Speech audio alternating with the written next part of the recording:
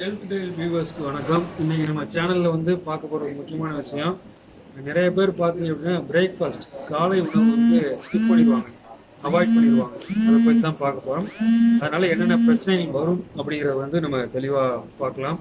அதுக்கு முன்னாடி நம்ம சேனல் ஹெல்த் டயல், இதில் வந்து நம்ம வந்து ஹெல்த் டிப்ஸை பற்றி தான் நிறையா சொல்லிகிட்டு இருக்கிறோம்.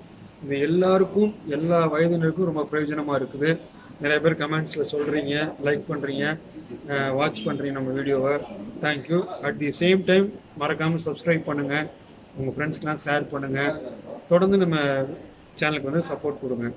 இப்போ டாபிக் பார்த்தீங்க அப்படின்னா பிரேக்ஃபாஸ்ட், காலை உணவு வந்து நம்ம வந்து அவாய்ட் பண்ணுறோம். யார் யாரெல்லாம் காலை உணவு வந்து அவாய்ட் பண்ணுறோம் அப்படின்னு பார்த்தீங்கன்னா, மெயினாக வந்து வேலைக்கு போகிறவங்க நிறைய பேர் அவாய்ட் பண்ணுறாங்க. அதுலேயும் யார் மெயினானாலும் லேடிஸ். ஏன்னா அவங்க வந்து காலைல பார்த்தீங்கன்னா எந்திரிச்சு சமைச்சு காலை சாப்பாடு செஞ்சு மத்தியானம் சாப்பாடு செஞ்சு பேக் பண்ணி குழந்தைகளை ஸ்கூல் கிளப்பி ஹஸ்பண்டை கிளப்பி அவங்க வீட்டை விட்டு வெளியே வருவதுக்குள்ளே டைம் ஆயிரும்.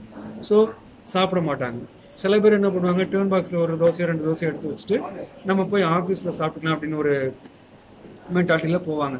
ஆனால் ஆஃபீஸ்க்கு போகணும்னா அதுக்கு மேலே ஒரு பிரச்சனை காத்துக்கிட்டு இருக்கும். ஸோ அவங்க கொண்டு வந்த சாப்பாடே மறந்துடுவாங்க. இதனால் வந்து அவாய்ட் பண்ணிடுவாங்க. அதுக்கப்புறம் ஜென்ட்ஸ் பார்த்தீங்க அப்படின்னா சில பேர் வந்து காலில் வந்து ரொம்ப ஏர்லி மார்னிங் ஒர்க்குக்கு போகிறவங்களா இருப்பாங்க. அப்படின்னா ஒர்க் ப்ரெஷர் ஜாஸ்தியாக இருக்கும், காலையிலே ஏதாவது ஒரு அப்பாயின்மெண்ட் இருக்கும். அப்படி உள்ளவங்க வந்து காலையில் சாப்பாடை அவாய்ட் பண்ணிடுவாங்க. இவங்கெல்லாம் என்ன பண்ணுவாங்க அப்படின்னு பார்த்தீங்க அப்படின்னா, காலையில் போய் ஒரு 10 மணிக்கோ 11 மணிக்கோ ஒரு டீயோ ஒரு பப்ஸோ ஒரு வடையோ இந்த மாதிரி ஆயில் ஐட்டம்ஸை நிறைய எடுப்பாங்க. ஸோ இதனால என்ன ஆகும் அப்படின்னா ஸ்டொமக் பிரச்சனை வர்றதுக்கு வாய்ப்புகள் அதிகம். இதுக்கப்புறம் பார்த்தீங்கன்னா இந்த காலையில் சாப்பிட்றதுனால என்ன வரும் அப்படின்னா அல்சர் ப்ராப்ளம் நிறையா வரும், அப்பண்டிஸ் ப்ராப்ளம் வரும். இதெல்லாம் வந்து இருக்குது. நிறைய பேர் டைமுக்கு சாப்பிடணும். காலை சாப்பாடு 9 மணிக்கு சாப்பிடணும் அப்படின்னா 11 மணிக்கு தான் காலை சாப்பாடே சாப்பிடுவாங்க. இப்படிப்பட்ட பிரச்சனைகள்லாம் நிறையா இருக்குது. ஸோ இதில் வந்து என்ன நம்ம மெயினாக பார்க்கணும் அப்படின்னா, காலையில் சாப்பாடு நம்ம வந்து அவாய்ட் பண்ணுறதை முற்றிலும் தவிர்க்கணும்.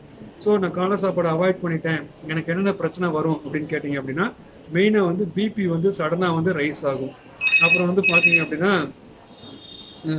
சுகர் லெவல் வந்து மெயின்டைன் ஆகாது, மெட்டபாலிக் ஆக்டிவிட்டிஸ் வந்து ஸ்லோவாயிரும், டைஜஷன் ப்ராப்ளம் வந்து கரெக்டாக இருக்காது, ஹெட்ஏக் வரும், மைக்ரைன் வரும், ஆல்ரெடி நான் சொன்ன அல்சர் ப்ராப்ளம் வரும்.